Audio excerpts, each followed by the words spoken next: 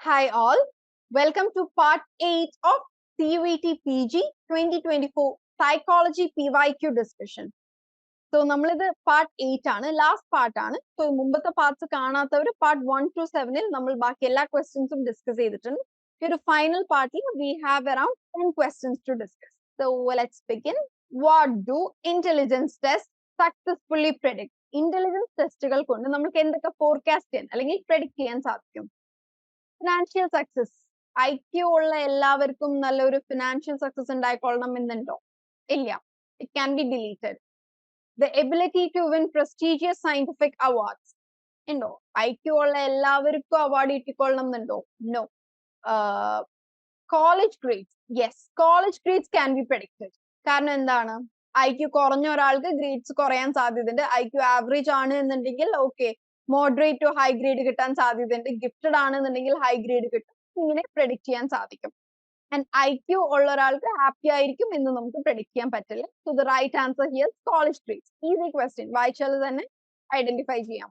The cognitive behaviour therapy CBT by Beck, Aaron Beck എന്നാണ് CBT propose ചെയ്ത ആളുടെ പേര്. Proposes the following trajectory of illness.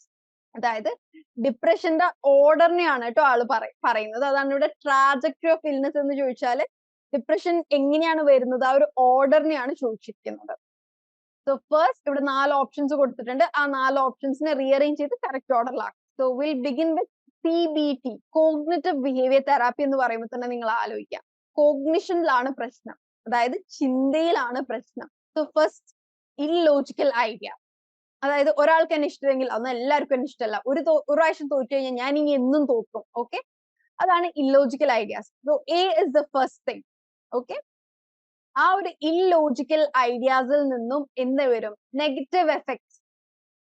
നമ്മളുടെ mood മാറും, മൂഡ് നെഗറ്റീവ് ആവും. ബാഡ് മൂഡ് എഫക്ട് എന്ന് പറഞ്ഞാൽ മൂഡ്, നെഗറ്റീവ് മൂഡ് വരും. നെഗറ്റീവ് മൂഡ് ആയി കഴിഞ്ഞാൽ എന്താണ്? Negative behaviour in terms of ideas and thoughts. Self harm ചെയ്യുക, സ്വന്തം ഉപദ്രവിക്കുക, സ്വന്തം കഴിവുകളെ നശിപ്പിക്കുക എന്നിങ്ങനെയുള്ള നെഗറ്റീവ് എഫക്റ്റിൽ നിന്ന് നെഗറ്റീവ് ബിഹേവിയർ ഉണ്ടാവുന്നു. ഫൈനലി ഡിപ്രഷൻ എന്ന പോയിന്റിൽ എത്തുന്നു. സോ ഓപ്ഷൻ 2 ആണ് right, that is ADCV. Illogical ideas, അതായത് നെഗറ്റീവ് തോട്ട്സിൽ നിന്ന് നെഗറ്റീവ് എഫക്റ്റിലേക്ക്, നെഗറ്റീവ് എഫക്റ്റിൽ നിന്ന് നെഗറ്റീവ് ബിഹേവിയറിലേക്ക്, അവിടെ നിന്ന് ഡിപ്രഷൻ എന്ന പോയിന്റിലേക്ക്. Okay, so ADCV. അയ്യോ, ADCV അല്ലാട്ടോ നിങ്ങൾ കാണാപ്പാടം പഠിക്കേണ്ടത്, ഞാനിവിടെ റൈറ്റ് ആൻസർ അതാണെന്ന് പറഞ്ഞതാണ്. Again we have match the following. ഈ ഒരു ക്വസ്റ്റ്യൻ പേപ്പർ അത്യാവശ്യം നല്ലോണം മാച്ച് ദ ഫോളോയിങ് വന്നിട്ടുണ്ട്. ഇവിടെ എറിക്സന്റെ ഓരോ ഡെവലപ്മെന്റ് ടാസ്കുകളും അത് വരുന്ന ഡെവലപ്മെന്റ് സ്റ്റേജും ആണ് ചോദിച്ചിരിക്കുന്നത്. ഞാൻ പറഞ്ഞിരുന്നു നിങ്ങളോട് ആ 4 എണ്ണത്തിന്റെയും ഓർഡർ പഠിക്കുക എന്നുള്ളത്. ഇവിടെ ഈ 4 എണ്ണത്തിൽ ഫസ്റ്റത്തത് ഏതാണ് എന്ന് നോക്കാം. Autonomy versus shame and guilt, initiative versus guilt, generativity. ഈ 4 എണ്ണത്തിലെ first one autonomy versus shame and guilt ആണ്. കാരണം മിസ്ട്രസ്റ്റിന് ശേഷം വരുന്നതാണത്. സോ അത് ഇവിടെ ഈ 4 ഓപ്ഷൻസിൽ ഏറ്റവും ഫസ്റ്റ് വരുന്ന ഡെവലപ്മെന്റ് സ്റ്റേജ് ഇതാണ്, ടോഡ്ലർ അല്ലെ. ടോഡ്ലറിൽ നിന്നാണ് ഏർലി ചൈൽഡ്ഹുഡ്, മിഡിൽ ചൈൽഡ്ഹുഡ്, അഡൽട്ട്ഹുഡിലേക്ക് പോവുക. So A is with 2.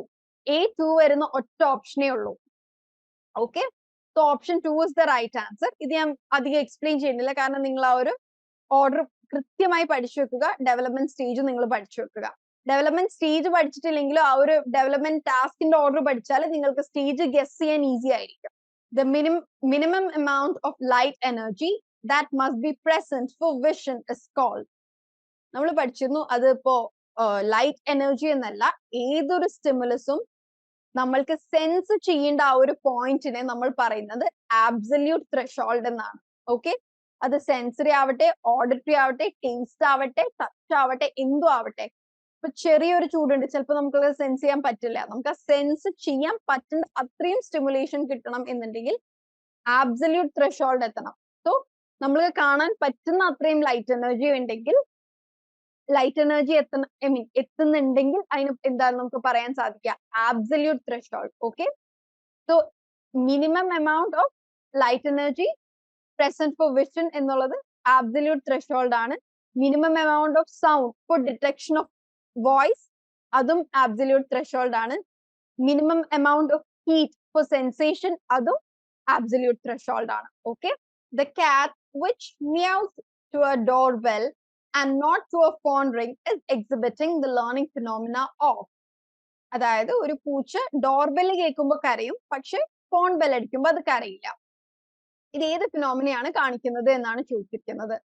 Stimulus latency, stimulus discrimination, stimulus modification, stimulus organisation. ഇത് ക്ലാസിക്കൽ കണ്ടീഷനിങ്ങുമായി ബന്ധപ്പെട്ട് നിൽക്കുന്ന കോൺസെപ്റ്റ് ആണ്. സ്റ്റിമുലസ് ഡിസ്ക്രിമിനേഷനും സ്റ്റിമുലസ് ജനറലൈസേഷനും. ഇപ്പൊ ഇവിടെ ക്വസ്റ്റ്യൻ എന്താണ്, ഒരു ഡോർബെല്ലിനോട് കണ്ടീഷൻഡ് ആയ പൂച്ച ഫോൺ ബെല്ലടിക്കുമ്പോഴും കരയും എന്നായിരുന്നു എന്നുണ്ടെങ്കിൽ അത് സ്റ്റിമുലസ് ജനറലൈസേഷൻ ആണ്. പക്ഷെ ഇവിടെ എന്താണ്, note to a phone ring ആണ്. സോ ഇവിടെ സ്റ്റിമുലസ് ഡിസ്ക്രിമിനേഷൻ ആണ്. കാരണം എന്താണ്, ഒരു ഡോർബെല്ലും ഒരു മൊബൈലിന്റെ റിംഗും തമ്മിൽ ഡിഫറൻഷിയേറ്റ് ചെയ്യാൻ അല്ലെങ്കിൽ ഡിസ്ക്രിമിനേറ്റ് ചെയ്യാൻ സാധിക്കുന്നുണ്ട്. ഓക്കെ, സിമിലർ ആയിട്ടുള്ള സ്റ്റിമുലസുകളിനെ ഒന്നായി കാണുന്നതിന് സ്റ്റിമുലസ് ജനറലൈസേഷൻ എന്നും, സിമിലർ ആയിട്ടുള്ള സ്റ്റിമുലസുകളിനെ പക്ഷെ അത് ഡിഫറെന്റ് ആണ് എന്ന് മനസ്സിലാക്കുന്നതിന് സ്റ്റിമുലസ് ഡിസ്ക്രിമിനേഷൻ എന്നും പറയും. ഓക്കെ, ലിറ്റിൽ ആൽബർട്ടിൽ നടത്തിയ എക്സ്പെരിമെന്റ് ഇല്ലേ, അതിലെന്താണ്, വൈറ്റ് ഫറി ആയിട്ടുള്ള എല്ലാ സ്റ്റിമുലസിനോടും പിന്നീട് ആ കുട്ടിക്ക് പേടി ഉണ്ടാവുകയാണ് ചെയ്തത് അല്ലെ. സോ എന്താണ് ആ കുട്ടിക്ക് സംഭവിച്ചത്, സ്റ്റിമുലസ് ജനറലൈസേഷൻ. ഓക്കെ, പക്ഷെ ഇവിടെ ഈ പൂച്ച എന്താണ്, സ്റ്റിമുലസ് ഡിസ്ക്രിമിനേഷൻ.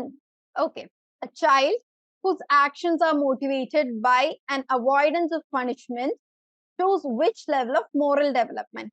ഇത് കോൾബർഗ്സ് സ്റ്റേജസ് ഓഫ് മോറൽ ഡെവലപ്മെന്റുമായി ബന്ധപ്പെട്ട് നിൽക്കുന്ന ക്വസ്റ്റ്യൻ ആണ്. നമ്മൾ നേരത്തെ പറഞ്ഞു 3 സ്റ്റേജ് ഉണ്ട്, ഓരോ സ്റ്റേജിലും 2 സബ് സ്റ്റേജ് ഉണ്ട്. സോ മൊത്തം 6 ലെവൽസ് ഉണ്ട്. ഓക്കെ, അല്ലെങ്കിൽ ബെറ്റർ ഇങ്ങനെ പറയണായിരിക്കും, 3 ലെവലും 6 സ്റ്റേജും, ഓരോ ലെവലും 2 സ്റ്റേജ് വെച്ച് വരുന്നുണ്ട്. സോ ഫസ്റ്റ് സ്റ്റേജിലാണ് നമ്മുടെ കുഞ്ഞിലേ ഉള്ള ഇതാണ് എന്താണ്, പണിഷ്മെന്റ് ആൻഡ് റിവാർഡ്. റിവാർഡ് കിട്ടിയാൽ നല്ലത്, പണിഷ്മെന്റ് കിട്ടിയാൽ ചീത്ത എന്നുള്ളത്. So this is related with pre conventional. Unconventional എന്നത് ഈ ഒരു മോറൽ ഡെവലപ്മെന്റ് സ്റ്റേജ് അല്ല. 3 സ്റ്റേജസ് വരുന്ന എങ്ങനെയാണ്, pre conventional, conventional, post conventional. So pre കൺവെൻഷണലിന്റെ ക്യാരക്ടറിസ്റ്റിക് ആണ് റിവാർഡ് ആൻഡ് പണിഷ്മെന്റ് എന്നത്. ഓക്കെ, ഇപ്പൊ question, a child whose actions are motivated by rewards എന്ന് ചോദിച്ചു കഴിഞ്ഞാലും പ്രീ കൺവെൻഷണൽ തന്നെയാണ് കേട്ടോ. ഇവിടെ അവോയ്ഡൻസ് ഓഫ് പണിഷ്മെന്റ് എന്ന് ചോദിച്ചാൽ പ്രീ കൺവെൻഷണൽ തന്നെയാണ്. Okay, Ravi believes that experience throughout his life continually change his personality, which theorists would probably not agree with it. നമ്മൾ ഇതുമായി ബന്ധപ്പെട്ടിരിക്കുന്ന ക്വസ്റ്റ്യൻസ് ഈ ക്വസ്റ്റ്യൻ പേപ്പറിൽ കണ്ടിരുന്നു. ഇവിടെ എന്താണ് പറഞ്ഞിരിക്കുന്നത്, നമ്മുടെ പേഴ്സണാലിറ്റി ഹിസ്റ്ററിക്കലി ഡിറ്റർമൈൻഡ് അല്ല, ത്രൂ ഔട്ട് ലൈഫ് ചേഞ്ച് ചെയ്യും എന്നാണ് പറഞ്ഞിരിക്കുന്നത്. അപ്പോ which of the theorist would not agree with, നമ്മൾ പറഞ്ഞു ഹിസ്റ്ററിക്കൽ ഡിറ്റർമിനിസം എന്ന് പറയുന്നത് സൈക്കോ അനലിറ്റിക്കലി റിലേറ്റഡ് ആണ്. സൈക്കോ അനാലിസിസ്, സൈക്കോ ഡൈനാമിക് കൊണ്ടുവന്നത് ആരാണ്, സിഗ്മണ്ട് ഫ്രോയിഡ് ആണ്. ഓക്കെ, സോ ഇതുമായി ഒരിക്കലും എഗ്രി ചെയ്യാത്തത് സിഗ്മണ്ട് ഫ്രോയിഡ് ആണ്. ഓക്കെ, കാരണം ഇങ്ങനെ ഒരു ക്വസ്റ്റ്യൻ കണ്ടാൽ, കാരണം സിഗ്മണ്ട് ഫ്രോയിഡ് പറഞ്ഞിരിക്കുന്നത് എന്താണ്, നമ്മുടെ ഏർലി ഇയേഴ്സ് ഓഫ് ലൈഫ് ആണ് നമ്മുടെ ഫ്യൂച്ചർ ലൈഫിനെ തീരുമാനിക്കുന്നത്. Okay, so this is clearly Sigmund Freud. വേറെ ബാക്കിയുള്ള ഓപ്ഷൻസ് നമ്മൾ നോക്കേ വേണ്ട. ഡ്യൂറിങ് എക്സ്റ്റെൻഷൻ എന്നതും ക്ലാസിക്കൽ കണ്ടീഷനിങ്ങിലെ ഒരു കോൺസെപ്റ്റ് ആണ്. എക്സ്റ്റെൻഷൻ എന്ന് പറഞ്ഞാൽ എന്താ, ക്ലാസിക്കൽ കണ്ടീഷനിൽ എന്താ സംഭവിക്കുന്നത്, 2 സ്റ്റിമുലസ് തമ്മിൽ പെയർ ചെയ്തിട്ടല്ല ലേണിംഗ് സംഭവിക്കുന്നത്. ഫോർ എക്സാമ്പിൾ, നമ്മുടെ ക്ലാസിക്കൽ എക്സാമ്പിൾ എന്താണ്, ബെല്ലടിക്കുന്നു, ഫുഡ് വരുന്നു. ബെല്ലും ഫുഡും പെയർ ചെയ്തല്ലേ ആ ഒരു ബെല്ലടിക്കുമ്പോൾ തന്നെ ഡോഗിന്റെ മൗത്തിൽ സലൈവേഷൻ സംഭവിച്ചു തുടങ്ങിയത്. സോ എക്സ്റ്റെൻഷനിൽ the dash is consistently omitted and dash undergoes gradual reduction. എന്താണ് ഒമിറ്റ് ചെയ്യുന്നത്, എക്സ്റ്റെൻഷൻ സംഭവിക്കുന്ന സമയത്ത് ബെല്ലാണ് ഒഴിവാക്കുന്നത്, ഫുഡാണ് ഒഴിവാക്കുന്നത്. ബെല്ലടിക്കും പക്ഷെ ഫുഡ് കൊടുക്കില്ല, നെക്സ്റ്റ് ഡേയും ബെല്ലടിക്കും ഫുഡ് കൊടുക്കില്ല. അങ്ങനെയാണ് എക്സ്റ്റെൻഷൻ ഹാപ്പൻ ചെയ്യുന്നത്. സോ ഫുഡ് എന്താണ്, അൺകണ്ടീഷൻ സ്റ്റിമുലസ് ആണ് ഫുഡ് എന്ന് പറയുന്നത്. So unconditioned stimulus is consistently omitted and the conditioned response, salivation എന്നത് conditioned response ആയിട്ടുണ്ടായിരുന്നു. Okay, undergoes gradual reduction. So option 3 ആണ് correct answer. ഈ ഷോർട്ട് ഫോംസ് എല്ലാവർക്കും അറിയാമെന്ന് ഞാൻ വിചാരിക്കുകയാണ് കേട്ടോ. UCS unconditioned stimulus ആണ്, CR conditioned response ആണ്. Okay, so the right answer is option 3. Unconditioned stimulus സ്ഥിരമായി ഒമിറ്റ് ചെയ്ത് കണ്ടീഷൻ റെസ്പോൺസിനെ കുറയ്ക്കുക Again, match the following. ഇവിടെ ഓരോ ഡിഫൻസ് മെക്കാനിസം ഫ്രോയിഡ് പറഞ്ഞിട്ടുള്ള ഓരോ ഡിഫൻസ് മെക്കാനിസവും ആ ഡിഫൻസ് മെക്കാനിസത്തിന്റെ നേച്ചർ എന്താണോ എന്നാണ് ചോദിച്ചിരിക്കുന്നത്. റിപ്രഷൻ ഞാൻ നേരത്തെ പറഞ്ഞിരുന്നു. What is repression? Forgetting unacceptable thought or impulses. So A is 2. A2 ഈ എല്ലാ fill in the blanks ലും ഇവർ കിട്ടിക്കോട്ടെ എന്ന് വിചാരിച്ച് തന്നെ തന്നിട്ടുണ്ട്. A2 വരുന്ന ഒറ്റ ഓപ്ഷനേ ഉള്ളൂ, ദാറ്റ് ഇസ് ഓപ്ഷൻ 4. ബട്ട് ബാക്കി കൂടെ നമുക്ക് നോക്കാം. B1 regression. റിഗ്രഷൻ എന്ന് പറഞ്ഞു കഴിഞ്ഞാൽ retreating to earlier period of life. ഇപ്പൊ അഡൽട്ട്ഹുഡിലുള്ളവര് ലേറ്റ് ചൈൽഡ്ഹുഡിലേക്ക് റിട്രീറ്റ് ചെയ്യുക. അങ്ങനെ നമ്മുടെ ഏർലിയർ പീരിയഡ് ഓഫ് ലൈഫിലേക്ക് നമ്മൾ അപ്പൊ ചെയ്തിരുന്ന ബിഹേവിയേഴ്സിലേക്ക് നമ്മൾ പോവാം. പ്രോഗ്രഷനേക്കാൾ റിഗ്രഷൻ. പ്രോഗ്രഷന്റെ ഓപ്പോസിറ്റ് അല്ലേ റിഗ്രഷൻ, അങ്ങനെ ഓർത്ത് വെക്കാം. C is projection. C4 transferring unacceptable motives or impulses to others. ഇപ്പൊ ഫോർ എക്സാമ്പിൾ നമ്മൾക്ക് ഒരാളോട് ഒരു ഇഷ്ടം തോന്നിയാൽ ഐ ലവ് ഹിം അല്ലെങ്കിൽ ഐ ലവ് ഹെർ എന്നതിന് പകരം ഷീ ലവ്സ് മീ അല്ലെങ്കിൽ ഹീ ലവ്സ് മീ എന്ന് നമ്മൾ വിചാരിക്കുക. അതാണ് പ്രൊജക്ഷൻ. അതായത് നമ്മൾക്ക് അവരെ ഇഷ്ടമാണ് എന്ന് നമ്മൾ ആക്സെപ്റ്റ് ചെയ്യില്ല എന്നുള്ളൊരു point. Next is displacement, that is D3 redirecting an emotional response from a dangerous object to a safer one. For example നിങ്ങൾ ഓഫീസിൽ നിങ്ങളുടെ ബോസുമായി ചെറിയൊരു ക്ലാഷ് ഉണ്ടായി, അല്ലെങ്കിൽ ബോസ് നിങ്ങളെ വഴക്ക് പറഞ്ഞു. ബോസിന് തിരിച്ച് വഴക്ക് പറയാൻ പറ്റില്ല, കാരണം നിങ്ങളുടെ ജോബ് നഷ്ടപ്പെട്ടേക്കാം. സോ നിങ്ങൾ തിരിച്ചു വന്ന് നിങ്ങൾ വീട്ടില് നിങ്ങൾ നിങ്ങളുടെ മദറിന്റെ അടുത്തോ മക്കളുടെ അടുത്തോ വൈഫിന്റെ അടുത്തോ നിങ്ങളത് ആ ഒരു സ്ട്രെസ് എന്താണ് ആ സ്ട്രെസ് കാണിക്കുന്നത് അല്ലെങ്കിൽ അവരുടെ അടുത്ത് ദേഷ്യം കാണിക്കുന്നത് ആണ് ഡിസ്പ്ലേസ്മെന്റ്. ഒരു ഡേഞ്ചറസ് ഒബ്ജക്റ്റിൽ നിന്ന് ഒരു സേഫർ പ്ലേസിലേക്ക് അതിനെ ഡിസ്പ്ലേസ് ചെയ്യാണ്. Okay, displacement. സോ ഇവിടെ റൈറ്റ് ആൻസർ ഓപ്ഷൻ 4 ആണ്. Again, we have our final question here. 75th question ആണിത്. Again, it's a match the following. ഇവിടെ ഇന്റലിജൻസിന്റെ തിയറീസ് ആണ് കൊടുത്തിരിക്കുന്നത്. അത് പ്രപ്പോസ് ചെയ്തത് ആരാണ് എന്നാണ്. ഈസിയാണ്. നിങ്ങൾ ഓരോ തിയറി പഠിക്കുമ്പോൾ തന്നെ ആ പേര്, അതായത് ഞാനൊക്കെ ഇപ്പോ CUET PG ഞാൻ പ്രിപ്പയർ ചെയ്യുന്ന സമയത്ത്, ഞാൻ CUET PG